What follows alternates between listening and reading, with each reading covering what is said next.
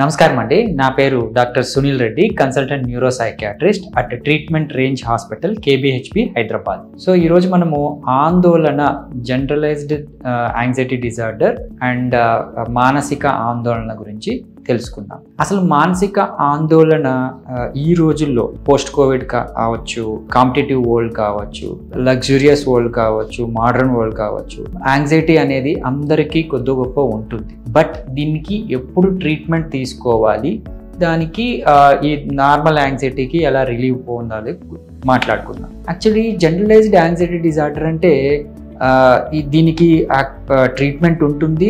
ఇది తీసుకున్న తర్వాత ఈ యాంగ్జైటీ తగ్గి వాళ్ళు ప్రొడక్టివ్ స్టేజ్కి వెళ్తాం. అసలు యాంగ్జైటీ అనేది ఎలాగొస్తుంది?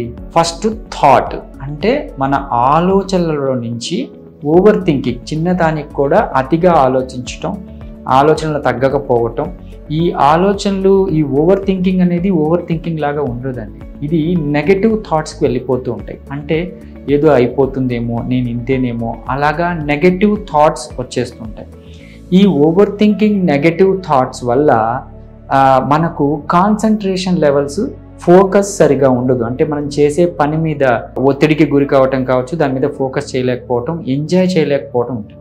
ఇవి ఆల్మోస్ట్ అందరిలోనూ మనం చూస్తూ ఉంటాం, ఒక 80%. బట్ ఇవి ఇలాంటి ఈ ఓవర్ థింకింగ్ కానీ, నెగటివ్ థాట్స్ కానీ, లాస్ ఆఫ్ ఫోకస్ కానీ మన డైలీ యాక్టివిటీస్ మీద, మన బయోలాజికల్ ఫ్యాక్టర్స్ మీద ఎప్పుడైతే ఇబ్బంది పడతామో అప్పుడు మనము ట్రీట్మెంట్ తీసుకోవాల్సి వస్తుంది. అంటే మెడికేషన్స్ కానీ, కొన్ని రిలాక్సింగ్ థెరపీస్ కానీ, సైకోథెరపీస్ కానీ తీసుకోవాల్సి వస్తుంది. సో ఆ బయోలాజికల్ ఫ్యాక్టర్స్ డిస్టర్బెన్స్ ఏంటి?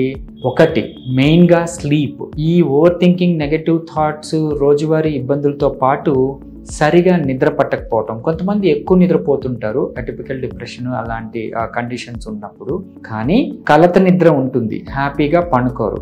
మధ్య మధ్యలో సడన్గా లేసేయటం, పానిక్ అటాక్స్ లాగా, యాంగ్జైటీ అటాక్స్ లాగా వచ్చేసి ఆ కలత నిద్ర అనేది ఉంటుంది. దాంతో పాటు మనకు అపిటైట్లో చేంజెస్, అంటే ఆకలిలో కూడా చేంజెస్ వస్తాయి. కొంతమంది అతిగా తింటారు, కొంతమంది తినటం సరిగా ఎంజాయ్ చేయరు. And bloating, irritable bowel syndrome, ఇలాంటి ఇబ్బందులు వస్తాయి. దాంతోపాటు సెక్షువల్ థాట్స్లో కూడా అబ్నార్మల్ థాట్స్ ఉంటాయి. కొంతమంది తగ్గిపోతుంది, కొంతమంది పెరుగుతుంది. అండ్ దీంతో పాటు ఆబ్వియస్గా ఫోకస్ సరిగ్గా ఉండకపోవటం, డైలీ వారి రోజు యాక్టివిటీస్ కూడా ఇబ్బందులు కలగటం, చిన్న పని చేయడానికి కూడా చాలా ఇబ్బంది.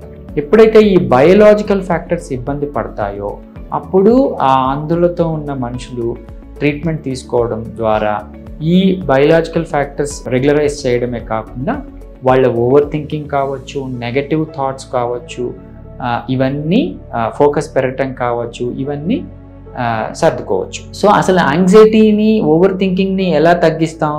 ఆబ్వియస్గా చాలా పద్ధతులు ఉంటాయి. ఈ మెడిటేషన్ కావచ్చు, యోగా కావచ్చు, మైండ్ఫుల్నెస్ టెక్నిక్స్ కావచ్చు, ఎక్సర్సైజ్ కావచ్చు, మన కాన్సన్ట్రేషన్ని, అంటే మన థాట్ ప్రాసెస్ని మార్చడం కావచ్చు. ఇవి చాలా చెప్తుంటారండి, అంటే యాంగ్జైటీని ఎలా తగ్గించుకోవాలి. కానీ క్రైసిస్లో ఉన్నప్పుడు, ఒక మనిషి ఇబ్బంది పడుతున్నప్పుడు ఇవన్నీ వర్కౌట్ కావు. ఎక్సర్సైజ్ చేస్తే వెంటనే యాంగ్జైటీ తగ్గిపోవటం, అలాగా డిజార్డర్లో, అంటే జనరలైజ్డ్ యాంగ్జైటీ డిజార్డర్లో తగ్గదు. వాళ్ళు ట్రీట్మెంట్ తీసుకుంటే కానీ, మెడికేషన్సో లేకపోతే థెరపీసో తీసుకుంటే కానీ ఇవి తగ్గవు. సో ఇది ఈజీ ప్రాసెస్. అంటే ఒక ప్రొఫెషనల్ని అప్రోచ్ అవ్వడం ద్వారా, ఒక సైకియాట్రిస్ట్ని అప్రోచ్ అవ్వడం ద్వారా వాళ్ళకి యాంగ్జైటీ, జనరలైజ్డ్ యాంగ్జైటీ డిజార్డర్ ఎంత లెవెల్స్లో ఉన్నాయి, దానికి ఎటువంటి ట్రీట్మెంట్ తీసుకుంటే బాగవుతుందో ద్వారా వాళ్ళ లైఫ్ ఇంప్రూవ్మెంట్ చేసుకోవచ్చు. దీన్ని యూజ్ చేసుకోగలరు. Thank you.